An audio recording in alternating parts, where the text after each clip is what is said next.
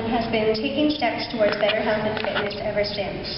She has lost 130 pounds through healthy eating and exercise. She shares her struggles and successes with humor and hopes of inspiring us all to make positive changes in our lives as well. So please welcome Jill Doucet.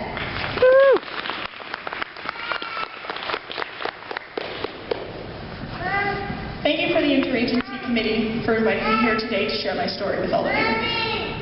As Alicia said, since 2010, I've lost 130 pounds. To put that in perspective, I've lost 3 5-gallon jugs of water,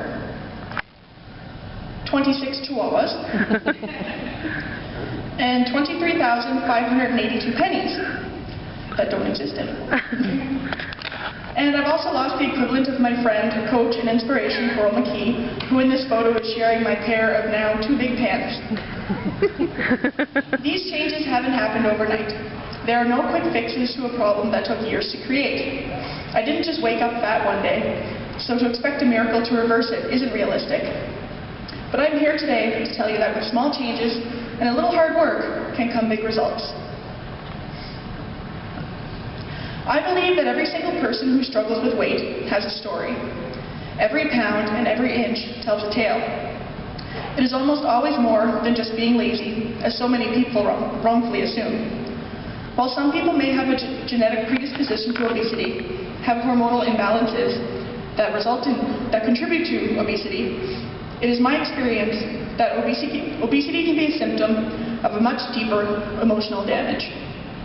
My own obesity stemmed from the fact that my father was an alcoholic, abused my mother, and verbally and physically abused me. Food was the only source of comfort I could find in a turbulent household. Food was always there. Food never judged me, hurt me or my feelings, or made me feel inadequate about myself. It was a constant source of comfort, satisfied cravings, and gave me a sense of control when the world around me was chaos. My mother has struggled with her own weight for as long as I can remember. Growing up in a dysfunctional family of her own, she developed her own issues with food and weight. I recall lots of diet programs over the years. Weight Watchers, Atkins, the cabbage soup diet, herbal magic, just to name a few. Weight was a subject that was always at the forefront of our home. Her weight yo-yoed up and down throughout my childhood and into adulthood. She still struggles with her weight today, and unfortunately, I've inherited these struggles myself. My weight was a touchy subject throughout my entire childhood. My grandmother would often bribe me with the promise of taking me on a cruise if I could lose the weight and fit into a bikini. Well, unfortunately, she's dead, and I'm still fat, so we all know how that turned out. I have experienced bullying all throughout childhood. I've been called just about every name in the book. Fatty, cow, hippo, Jillian Jigs is a big fat pig. My teasing even overcame language barriers. I was teased in French, cochon, which is pig, and even in sign language by the deaf kid in school, for those of you who don't know sign language. It's okay to laugh. I was at the mercy of everyone. As I walked down the halls of junior high, kids would yell, "Earthquake!" as they held onto their lockers for support. I spent many nights crying myself to sleep as a result of the torment I experienced at the hands of my classmates. And time again, I would turn to food for comfort.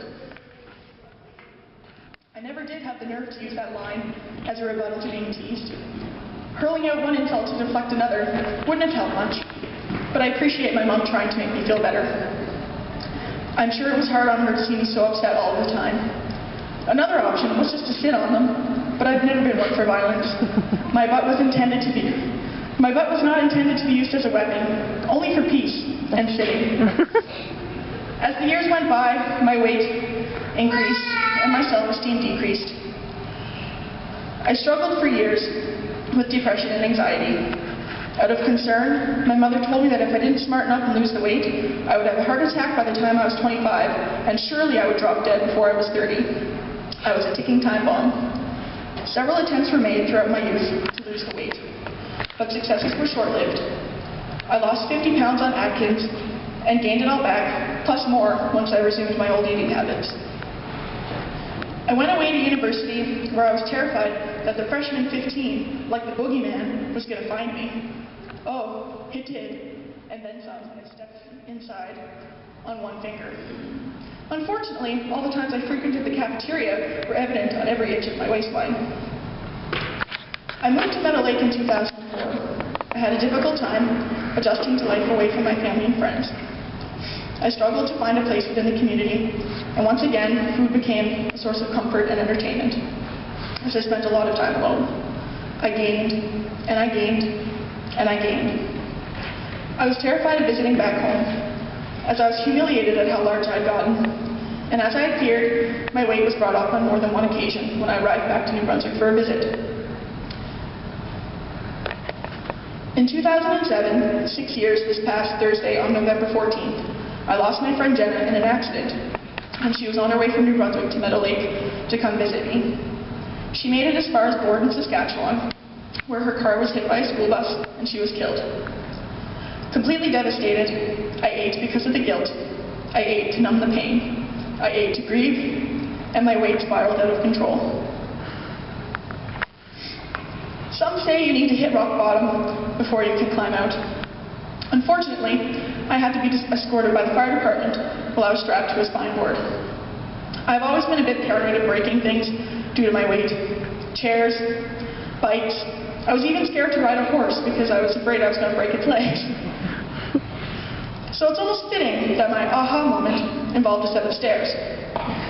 As I went down the stairs, they made some god-awful squeaking and groaning noises, so I tread lightly, as lightly a person my size can tread anyway. The way back up the stairs was just the beginning of my journey. As I literally got to the top step, I heard a snap and I came crashing down. I fell about 15 feet onto my back. My glasses were knocked off my face and landed on the kitchen floor, while I landed 15 feet below. I didn't fall through the stairs, I fell with the stairs, as the 4 deck screws that were holding them into place, which turns out isn't up to code, snapped because of the excess weight. There's nothing like being carted out of a house by the fire department to humiliate and motivate me to make a change. The catheter and the concerns about exceeding the weight capacity for the CT scanning machine just added insult to injury. After I recovered from my fall, it became blatantly obvious that I needed to make a change. If I was looking for a sign, it had slapped me across the face and threw me down some stairs. At the first step of my journey, which I had been missing on every other failed weight loss attempt, was determining why I was fat. Not how I got fat. I ate. That's a no-brainer. But why? What happened in my life that triggered my dysfunctional relationship with food? It took a lot of self-reflection, and around this time I was writing a paper on my mother for a women's studies class about the abuse she endured at the hands of my father. After interviews with her and my own memories, it became clear to me the majority of my issues with food stemmed from my childhood. Food helped me cope. Food made me feel better. Food made me feel like I had control over my life when it was chaos. Food had become my frenemy, my best friend and my worst enemy, all rolled into one. Once I figured out the why behind my weight issues, I had to address my nutrition, or lack thereof. First step, cutting out the garbage. I had developed an unhealthy habit of late-night stops to 7-Eleven and binging on big gulps, chips, chocolate bars, and candy. Yes, all in one sitting. To think of that now makes me cringe. Those days had to come to an end. The next step were to tackle physical activity, which up until this point consisted of doing laps from the couch to the fridge and repeated bicep curls as I put food into my face. I started playing Wii Fit and Just Dance so I could humiliate myself in the comfort of my own home. Gradually, my clothes started fitting better, so something was obviously working, but I still had no idea how much I weighed. In January of 2010, I took the plunge and purchased a scale. It was a much-needed tool, considered I had previously attempted weighing myself on the truck weigh station east of Meadow Lake, with less than accurate results. I made sure to buy a scale with the highest weight capacity because I had no idea where I would be starting from. When I got it home, I hopped on and just about died. 390 pounds. I am positive that at my heaviest, I was easily over 400 pounds. I made this collage early on in my weight loss journey. I found this tool incredibly helpful to keep me moving forward. It's a visual reminder of everything I no longer want in my life. I put it up on my fridge door so I would see it every time I would go to eat, and it would encourage me to make healthy choices, because this is what would await me if I made the wrong ones. Plus, it seemed a lot nicer than the refrigerator cakes you can get that oink every time you open the door. I think that would have just hurt my feelings, and we all know what happens when I hurt feelings. Eventually, I left the comfort of my own home and took to the streets. I started walking short distances. I huffed and I puffed, but at least I was moving. Walking was followed by biking. Once I convinced myself I wasn't going to break the bike. Biking was followed by swimming. Once I convinced myself to get over the self-consciousness of being in public in a bathing suit. The more weight that came off, the better I felt, and the more I wanted to do, because for the first time in a long time, I could. When tying my own shoes was a struggle, anything beyond that is extremely liberating.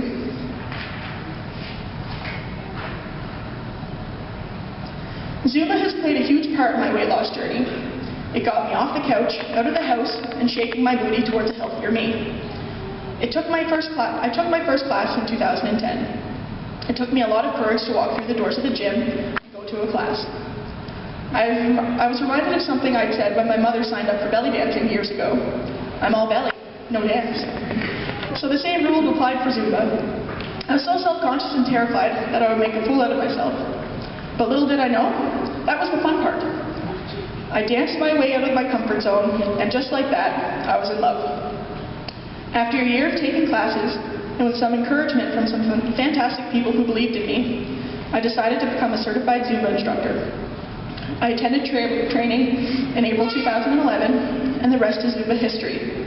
I started teaching in May 2011 and haven't stopped ever since.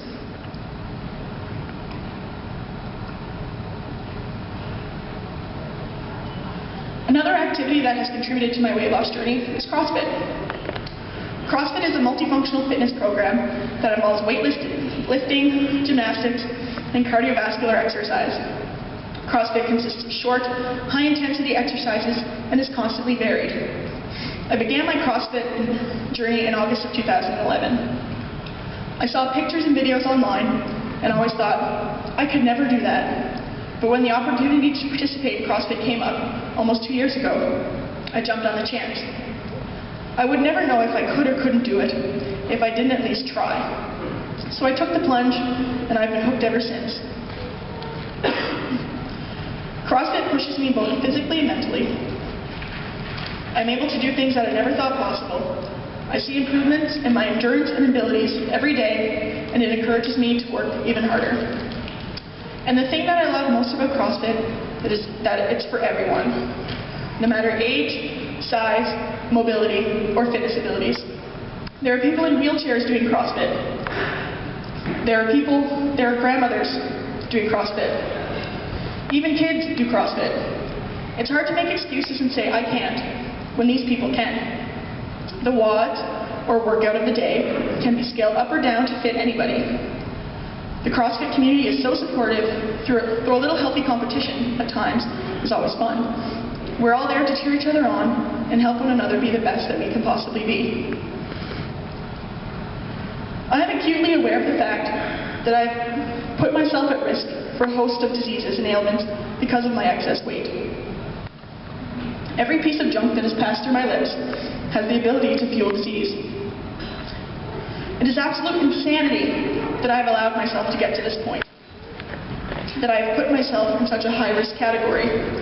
But there are millions of people that are in the same chubby boat as I am, and if we don't do something about it soon, we're going down like the Titanic.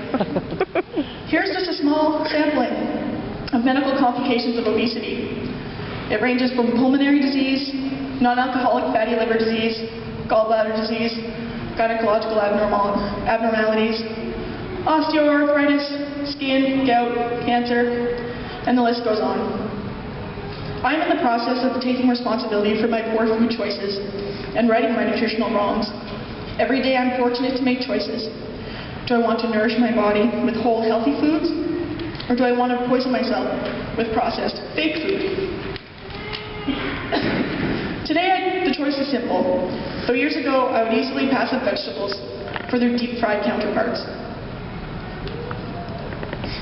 Food has an amazing impact on our lives and health. It has the ability to heal and the ability to harm. And it's up to us to educate ourselves on which ones will promote positive changes in our health. We need to take back control of our food and pay attention to the nutritional content of what we are putting into our bodies. Some foods are cleverly disguised as healthy, but upon closer inspection, they don't live up to their healthful claims. Just because a box of Fruit Loops has a healthy whole grain seal of approval doesn't hide the fact that it contains more sugar than a donut and is probably just as bad for you. We need to make informed choices about our food because our health depends on it. The whole way that I've shopped for groceries has changed. I've been sticking to the outskirts of the grocery aisles like many nutrition experts advise. Produce, meat, eggs, and dairy. Essentially things that will eventually rot and have a limited shelf life.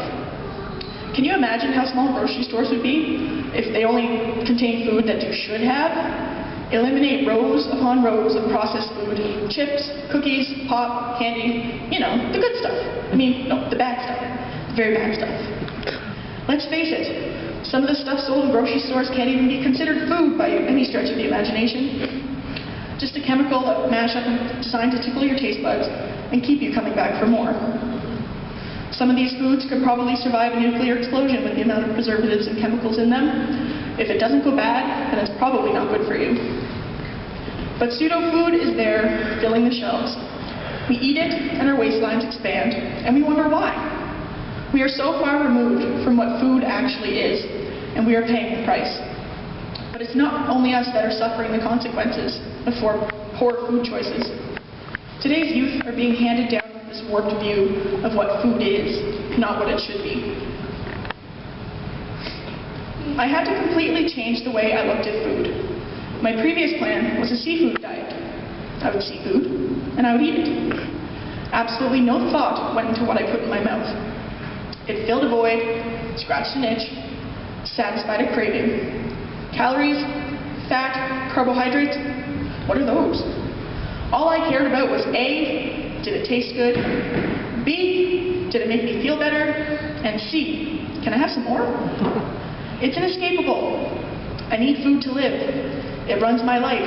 It is the epitome of a codependent relationship. But I can't seem to wrap my head around the fact that for some people, food is fuel, and that's it. They don't think about it all the time. They consume food. Food does not consume them. I will be eating breakfast, all the while thinking about what I'll be having for lunch. I grew up with my own meal called bed lunch. That one last meal of the day to prevent me from starving to death in my sleep. I have often been lovingly told that my eyes are bigger than my belly.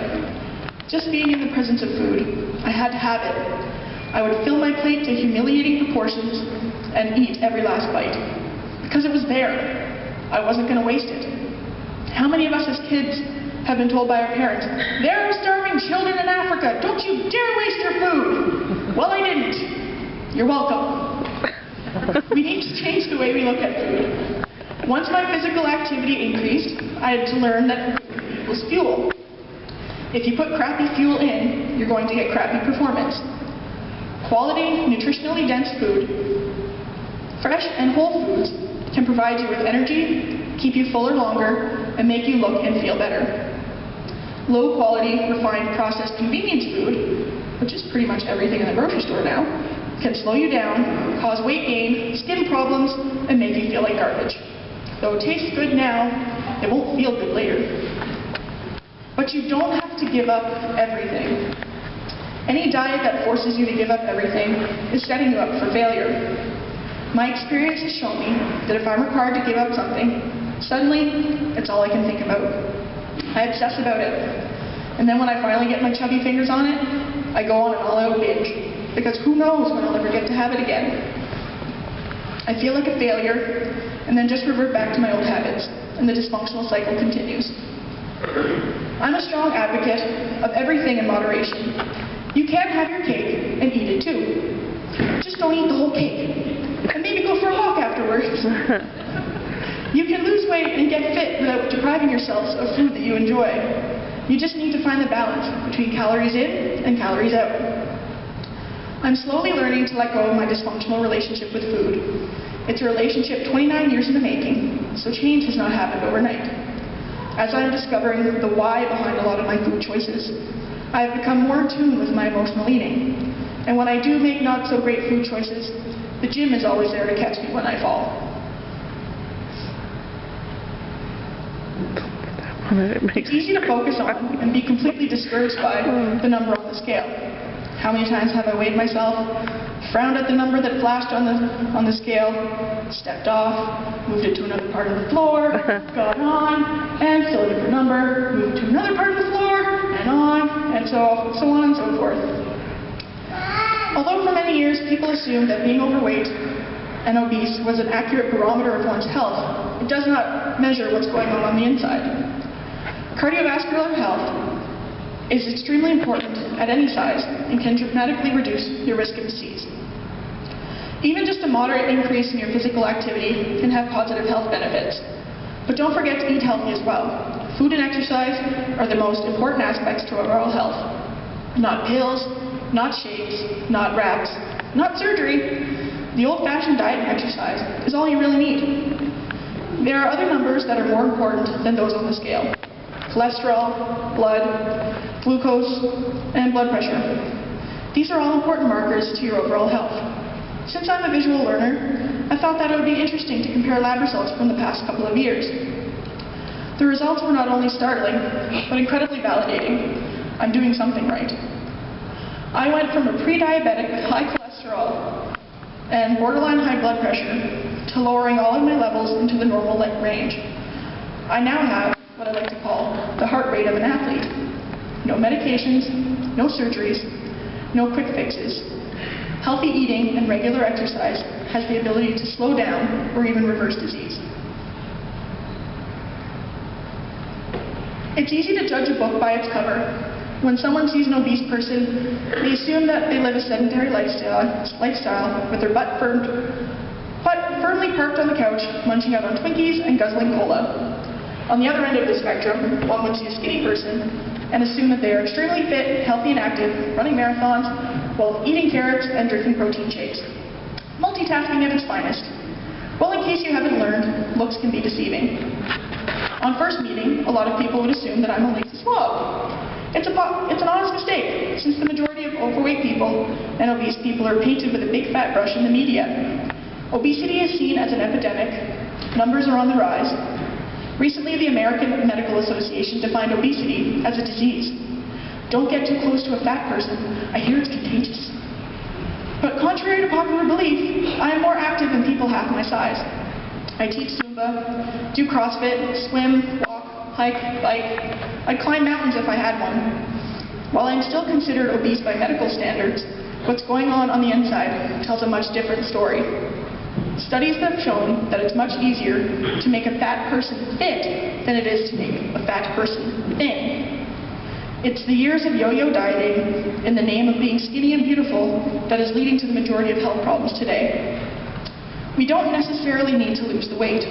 We need to lose our obsession with being skinny, no matter the cost to our health. The face of health and fitness is changing, and thin isn't necessarily it.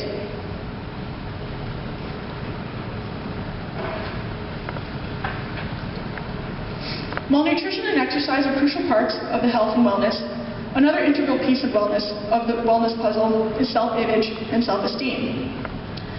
As you can probably already guess, a childhood of bullying and abuse are not suitable building blocks for a sturdy foundation for positive self-image. For most of my life, I was told I was fat and ugly. If several people keep telling you the same thing, eventually you start to believe it. It's hard to argue with public consensus. I have been learning that self-care is an important aspect of overall health. But when I considered my self-care to be self-medicating with food, rewarding myself with treats, then I had to reform the whole concept of self-care for myself. When I was happy, I rewarded myself with chips or chocolate. When I was sad, a tub of ice cream was my go-to treatment. My so-called self-care was really self-sabotage, but it took me a lot of years to finally see that. Eventually, I stopped caring for myself altogether. I put most of my time and energy into other people and spread myself incredibly thin, trying to be everything to everyone, but nothing to myself. Burnout was inevitable. This journey that I'm on had to start with the realization that I am worthy of self-love, that I am capable of change, and that sometimes it's okay to put myself first. I've done lots of reflection over the years, and I came to the realization that all those kids were right. I was, and still am, fat. The dictionary definition of fat is having too much flabby tissue, corpulent, obese, a fat person, or plump, or well-fed. It's true. What they said to me were accurate descriptions of my body type, and while they were meant to be mean and hurtful, why did I let them? Sticks and stones can break my bones, but quoting the dictionary should never hurt me. But there I was, letting these words cut me so deeply that I had no self-esteem to speak of. I spent my entire life letting the words of others define me and my worth. A simple 3-letter word has dramatically affected the way that I see myself and caused me a lot of hurt and heartache. Everyone's perception of beauty is different. What I may find beautiful may drastically differ from your definition of beauty. So why is it that when we let others' definitions of beauty define us? Young children and teens are constantly bullied based on their appearance. I was no exception, and neither were some of my adult friends. The things young people go through these days in terms of bullying is heartbreaking. Children have a way of being exceptionally cruel. Trust me, I know. And with the development of technology, bullying has been taken to a whole new level with bullying via the internet and cell phones. The future of bullying is here, and it's out of control. Looking back at my experience through the eyes of a grown-up, although some of the things that I've been through were character-building experiences that I'm surprisingly thankful for, it doesn't matter in the grand scheme of things. I struggled a lot, and at the time it was hard to see past my hurt feelings and tears, but things do get better. I know all too well how easy it can be to be swallowed up by hopelessness.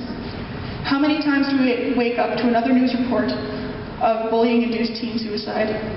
If we could get into the heads of these youth who have had their confidence beaten, sometimes literally, out of them, and whisper that in 5, 10, 15 years, none of it will even matter, to keep their heads up and push through, because there is a bright future beyond the pain and the torment. Imagine how many lives would be saved. If society stopped projecting their ideals of perfection and just worked at accepting people for who they are, the world would be a much different and immeasurably better place. Just Google image search beauty, and pages upon pages come up of skinny, airbrushed, plucked and sucked models staring back at me. It is amazing the power we give to other people, that we are made to feel bad because we don't measure up to another person's standards of beauty and perfection. But what about the standards we give to ourselves? It's terribly easy to fall into a self-defeating spiral, comparing ourselves to others, but it's also pointless, because in reality, we will never measure up. I'm never going to look like Britney Spears, nor do I want to. I've shaved my head. It was pretty. I would much rather accept myself for who I am than to constantly disappoint myself for not being like someone else. Everyone is so amazingly different and unique, and there's endless beauty in that fact alone. After a lifetime of hating the person staring back at me in the mirror, I've finally chosen to love myself for who I am, rather than let the opinions of others affect the way I see myself. Along the way, I've learned that if you accept yourself for who you are, there's a lot less ammunition for others to use to hurt you. Bullies feed off of low self-esteem. And oddly enough, it is suggested that bullies have low self-esteem themselves, if they feel the need to make others feel bad so they can feel better about themselves. Problem behaviors can also stem from issues of violence and abuse in the home. Bullying behaviors are often learned behaviors. Children emulate what they see. I'm in no way defending bullies, but we all have experiences that shape who we are and how we interact with others. I just wish I would have known these things when I was younger. Maybe my bullies and I could have hugged it out. What you see isn't always what you get. Each and every one of us is different and has our own experiences and stories to tell. Our experience shapes us, whether positive or negative, and makes us who we are. Be kind to others because you have no idea what they are going through in their own lives. Accepting others for who they are is an important part of life, but accepting yourself for who you are is really all that matters. The most important relationship you're ever going to have in your life is with the person in the mirror. Be kind, be gentle, be supportive, believe in yourself, and most importantly, love yourself. Because if you can't love yourself for who you are, then how can you expect anyone else to? I am beautiful, not in spite of being fat, but because I love and accept myself for every inch that I am. When you judge someone for how they look, you miss out on getting to know some great people. I may be fat, but I'm also funny, kind, smart, creative, and athletic. So here's some homework for you. I know, it's a weekend, but humor me. Next time you look in the mirror, tell yourself you're beautiful. Not 5 pounds from now, not after applying a face full of makeup, not after you fix your bedhead, but right now, just as you are. Because you are more beautiful than anyone else's standards. You don't have to be a victim of your story. The past has a way of shaping us, and unfortunately, my past of abuse, bullying, depression, and my attempts to fix it with food has shaped me with hundreds of excess pounds. The first step to making a change is just that, a step. It doesn't have to be a giant leap, just one foot in front of the other. Choose fresh food over processed food. Choose to go for a walk instead of sitting on the couch. Choose to love yourself as you are, instead of nitpicking about all the things that you could change. That's all it takes. Once you start gaining momentum, the weight will come off, you'll feel better, and you'll want to do more. Because now you can. You're never too old, too young, too fat, too thin, or too uncoordinated to make a change. And if you happen to try, stumble and fall, get back up, and try again. There are worse things than falling, like being too afraid to try in the first place. Believe in yourself, because you are far capable of a lot more than you give yourself credit for. We are not helpless to our circumstances. We each have the power to take our health into our own hands. We have countless opportunities during the day to make choices that will either harm or heal us. Use those choices wisely. You're just one step away from embarking on your own journey. Thank you for allowing me to share mine.